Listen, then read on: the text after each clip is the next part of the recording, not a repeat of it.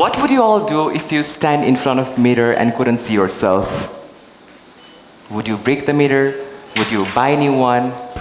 But what if I tell you there are millions of people around the world who cannot see their true self when they stand in front of a mirror? Who are they? What is it?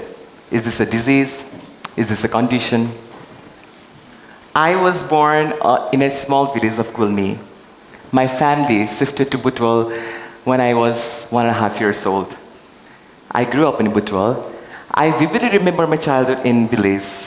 But hearing now, people used to call me Kanchi as the youngest born child after 2 brothers expecting to have a girl child in my family.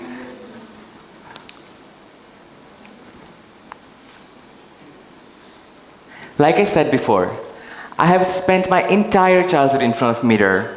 Mirror was indeed my first best friend. But unlike everyone, it did opposite to me. They said mirror shows your true self, but I could never see my true self in front of mirror. Never.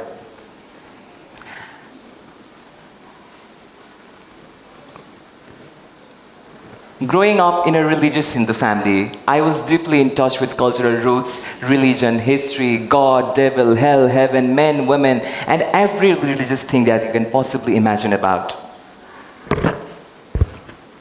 Before I became an activist, before I became model, as he said, supermodel in making, before I became visible, I was simply a child. I was simply a child trying to understand myself, a child who loved to play with mom's makeup, who loved to put on sari, play with makeup, dolls, dance like a girl, and always have girls friends around me. But when people looked at me, they saw different things when they looked at me. They saw their expectation, they saw their labels, they saw who they thought I should become. But very few people saw what I was feeling inside. Very few people saw what I was going through as a child. Despite the constant judgment of not me acting like my 2 brothers, being very feminine, not manly enough, not sporty, I was still thriving as a child. I was very good at school. I was very good at studies, extracurricular activities, speech, poems, singing, dancing, writing, everything as a child. Most importantly, I never doubted what I loved as a child.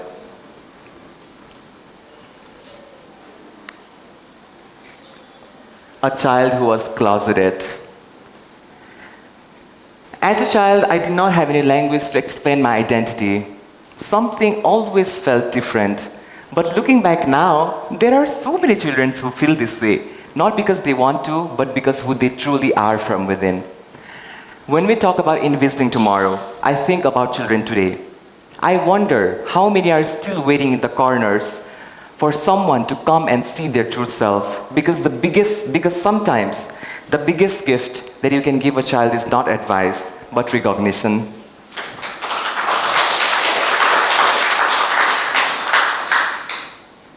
Performing Survival is the title here. This is the picture of me back in 2021 when I competed in Miss Time in Nepal 2021.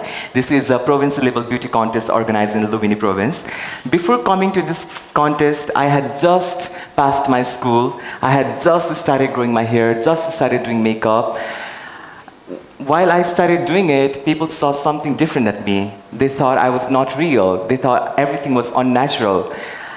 Sometimes people from my own family members or relatives used to call and bully me, call me out in front of families, troll me. There were a lot of trolls and memes. Schools, teachers, despite every bullied, I still competed in the pageant, Miss Time Nepal. Before coming to this pageant, I felt like my problem in the world is bigger than anyone else's in the world.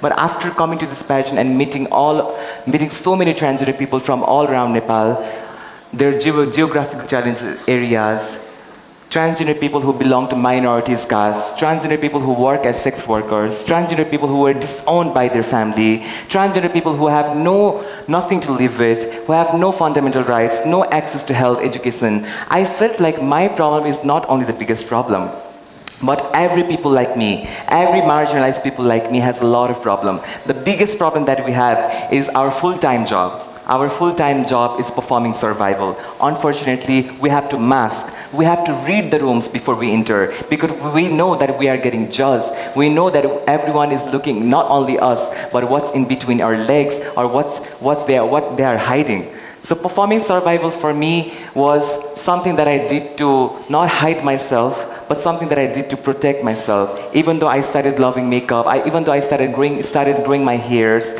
started growing my nails, started putting on makeup, although people in society, my friends, my teachers, my relatives started thinking that I was unnatural or going through something disturbing in my head, but still, I was very good. Even wherever I went, kept myself in, even in school or in family, giving back to communities, going to my friends' places, or advocating whenever it's needed.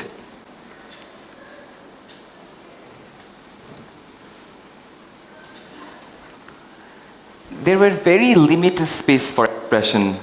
I cannot imagine wearing dress, putting on makeup, and walking out publicly, because there were very few spaces, very few people who could understand me, very few people who could relate to me.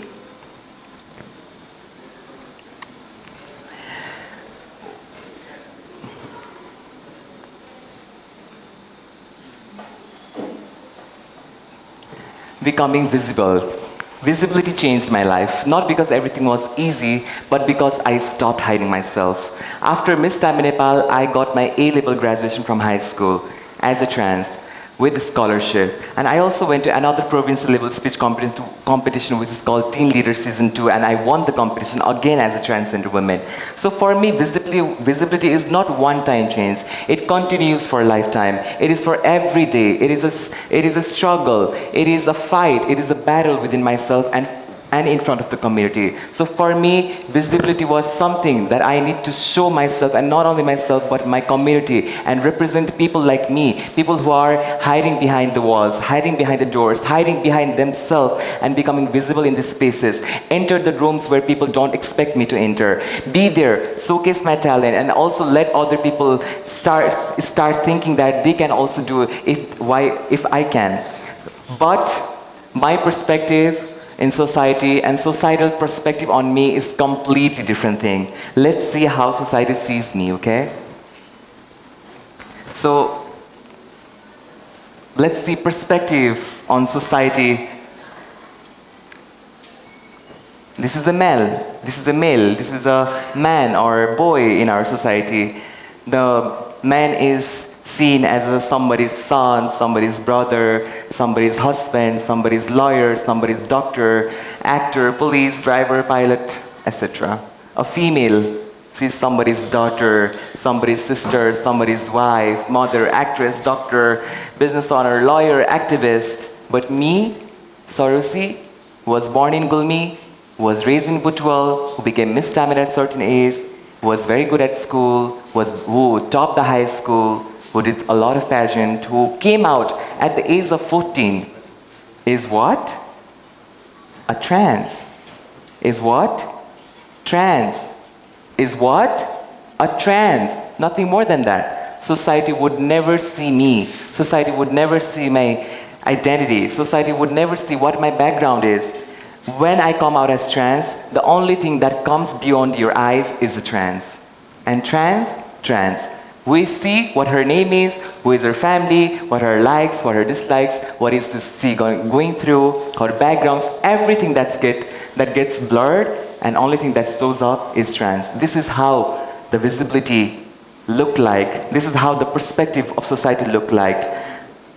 Even though the perspective of society looked like this, I always had that intuition within me that I need to change the perspective in the society in order to bring a positive change for people like me and marginalized people, not only like me, but so many marginalized people.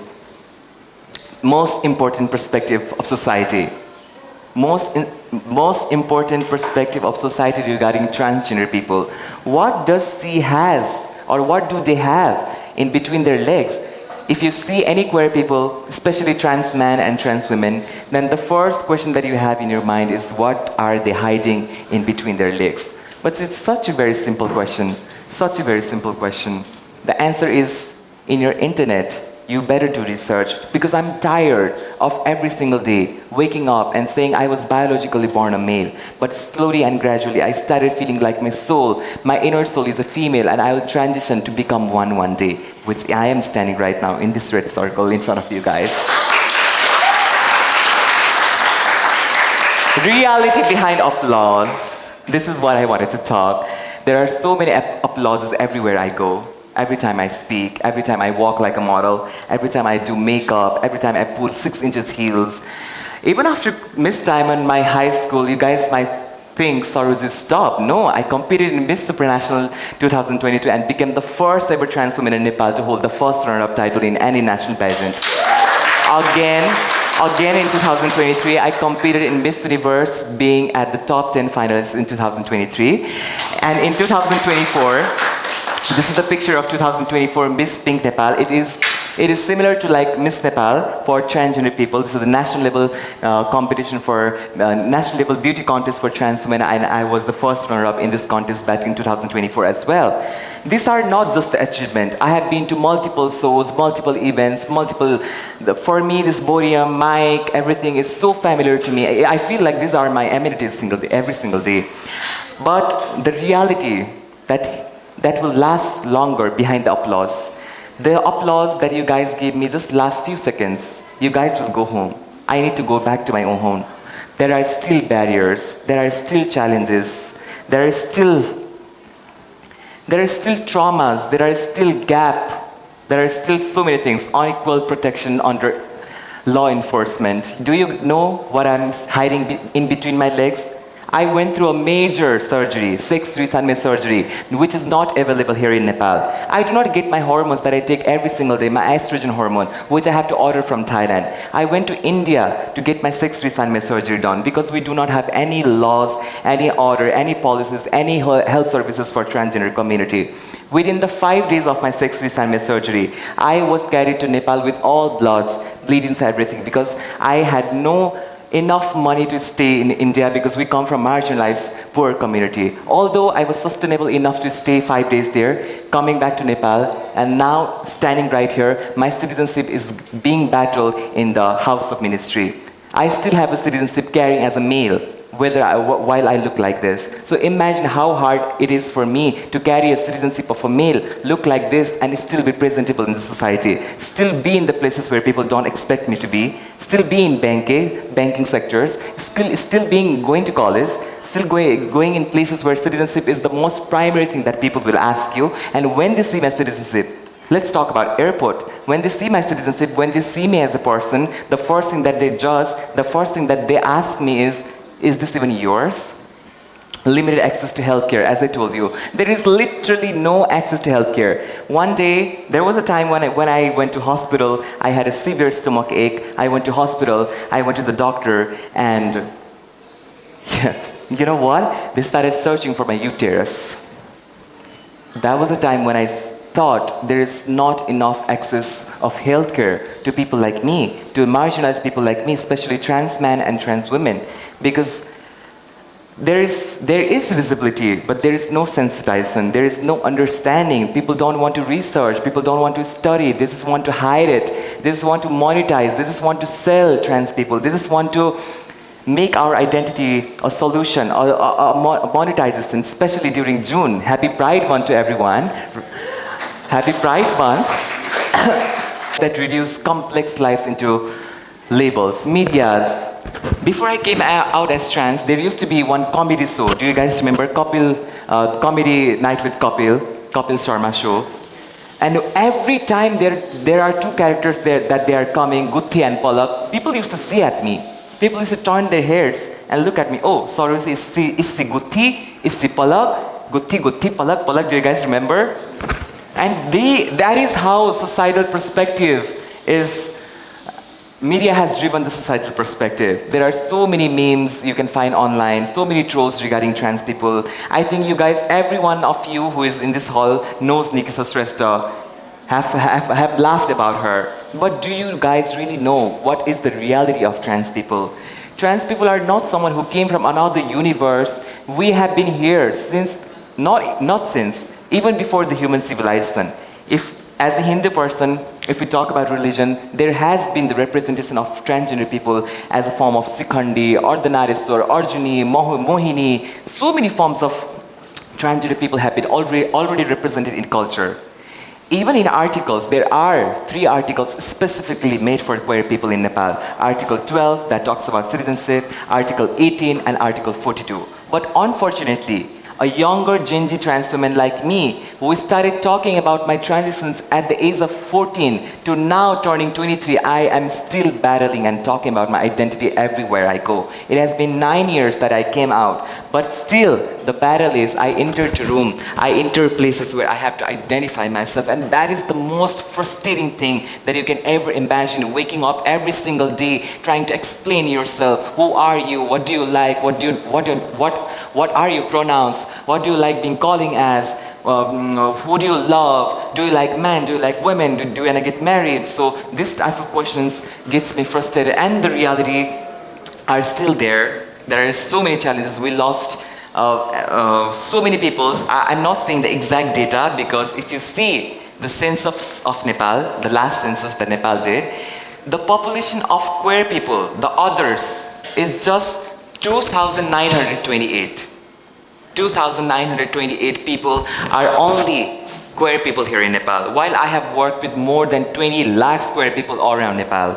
So how can this be possible that there are only 2,928 people? There is no any proper data for the transgender people, nothing. So far, we have come just because of our visibility in the Pride, carrying the rainbow flags. People ask, why do we have to celebrate Pride?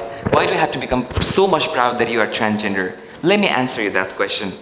With all the struggles in such a patriarchal country like Nepal, where women are already suppressed, where men are only heard, women are already 10 years back than men in this country, if we see in every aspect, then what do we expect the transgender or the marginalized people to be? Why do we have to celebrate Pride? Because every single day there is a battle. There is a battle that whether I should leave this earth or live in this earth. Whether should I give up? Whether shouldn't I give up? Should I keep on living? Should I keep on leaving? There are so many things that comes. But one thing that I would say here is, when you see trans people in memes, in social medias, anywhere, don't just have a perspective on them. Rather try to see their lives, where they come from, their background, their problems, their challenges. And not only that, try to give them a space, just a friendly space, not a judgment. There should be courage, no fear of acceptance. Don't respect transgender people. We don't need to respect, we just need acceptance. Because we can do a lot of things that gives us respect. There are so many things that we can do that gives us respect. For many years, for many years, stories of transgender people have been written. Stories of fear, stories of sadness, stories that only focus on struggles. But today we have an opportunity. We have an opportunity to rewrite the narrative and make and give everyone environment so that they can write their own stories.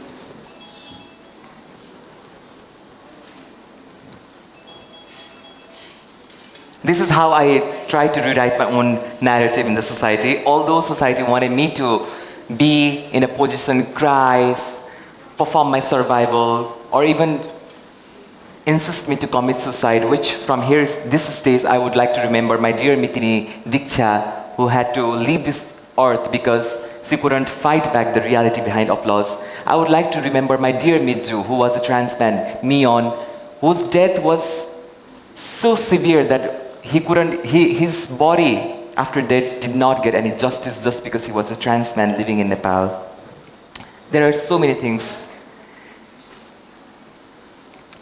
While we talk about envisioning tomorrow, may there come more elephants in the fox in future, more movies, more cinemas that has a better and authentic representation of trans people, rather than giving them a fun character or a meme or a troll and dressing up a boy, a cis male boy, dressing up a cis male boy with nails and makeup and a fake wig and telling him to act like a girl and portraying him as a transgender character in the movies. I envision tomorrow as the tomorrow where there are more elephants in the fox with the authentic and better representation and the real stories of transgender people.